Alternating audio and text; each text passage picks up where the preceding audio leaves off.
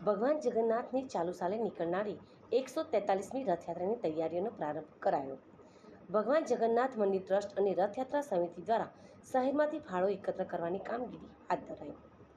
પાટણ શહેરના રોકડિયા ગેટ વિસ્તારમાં આવેલ ભગવાન શ્રી જગન્નાથજીના મંદિર પરિસર ખાતે ચાલુ સાલે અષાઢી બીજની 143મી રથયાત્રાની જગન્નાથ મંદિર ટ્રસ્ટ અને શ્રી જગન્નાથ ભગવાન રથયાત્રા સમિતિ દ્વારા તડામાર તૈયારીઓ હાથ ધરવામાં આવી છે।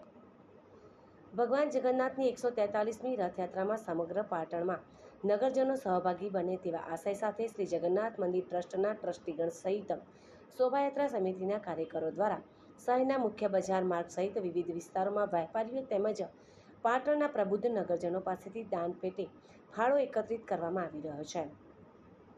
સમગ્ર ભારતભરમાં ત્રીજા નંબરની પાટણ શહેરમાંથી નીકળતી ભગવાન શ્રી જગન્નાથજીની 143મી રથયાત્રામાં પાટણના વેપારીઓ સહિત પ્રબુદ્ધ નગરજનો દ્વારા ઉદાર હાથે ફાળો આપી ભગવાન જગન્નાથના કાર્યમાં સહભાગી બન્યાનો આનંદ વ્યક્ત કરતા જોવા મળ્યા હતા।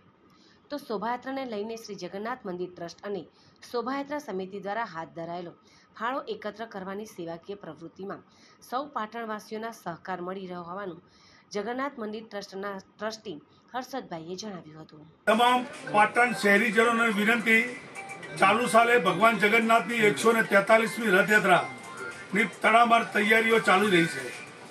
આજે અમારો ચોથો દિવસ છે પૈસા કલેક્શન કરવાનું। બીજું કે ભારતની આ ત્રીજા નંબરની રથયાત્રા, પહેલો નંબર જગન્નાથપુરી 153મી રથયાત્રા, અમદાવાદ 148 અને પાટણ 143।